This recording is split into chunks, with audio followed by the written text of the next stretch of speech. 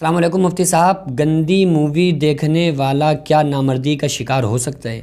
وعلیکم السلام۔ دیکھیے، یہ ایک اہم مسئلہ ہے، حالانکہ یہ تھوڑا سا ادب کے اور اس کے خلاف ہے، لیکن یہ ایک ضروری مسئلہ ہے، اور اس پرابلم میں اکثر و بیشتر نوجوان طبقہ تو اکثر اس میں ملوث ہے، اور وہ نامردی کا شکار ہو رہا ہے۔ اور جو نوجوان طبقہ ہے نا، تو وہ اپنے گناہوں کی وجہ سے ان کے اندر بہت کمزوری آ رہی ہے۔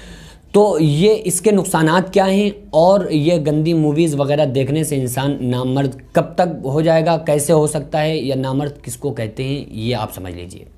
دیکھیے، جب کوئی انسان، اللہ تبارک و تعالیٰ نے انسان کو ایک فطرت عطا فرمائی ہے، اور وہ فطرت یہ ہے کہ بیوی کے ساتھ اس سے مباشرت کرنا، یہ اللہ کی جانب سے یہ بندے کی فطرت ہے۔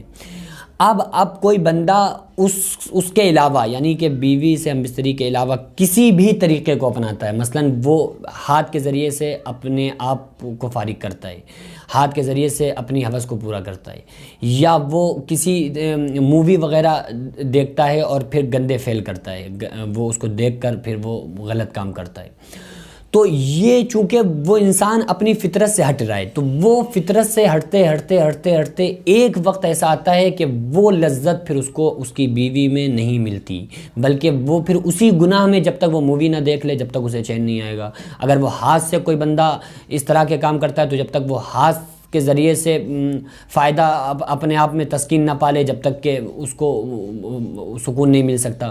تو یہ پھر انسان جب ایک بار فطرت سے ہٹ جاتا ہے، تو پھر فطرت پہ آنا اس کا بڑا مشکل پڑتا ہے۔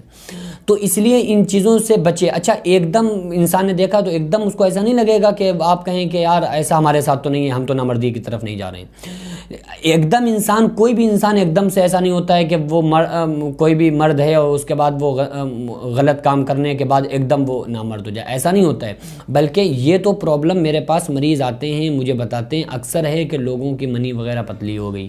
تو یہ کاہے کی وجوہات ہیں؟ اسی کی وجوہات ہیں ہمارے گناہوں کی نحوست کی وجہ سے۔ اب دھیرے دھیرے انسان کی منی جو ہوتی ہے پتلی ہوتی ہے، پھر اس کے بعد وہ ہوتے ایک وقت آتا ہے کہ اس کو اتنی زیادہ کمزوری آ جاتی ہے کہ وہ پھر بیوی کے لائق نہیں بچتا، بیوی کے لائق نہیں بچتا ہے تو ہی وہ نامرد ہو جاتا ہے۔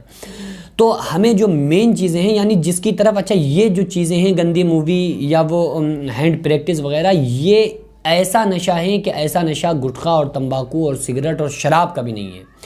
یہ اتنا خطرناک نشہ ہے کہ اس کے بغیر پھر چین مل ہی نہیں سکتا ہے۔ جب تک آپ یہ نہیں کریں گے، جب تک آپ کو سکون نہیں ہوگا۔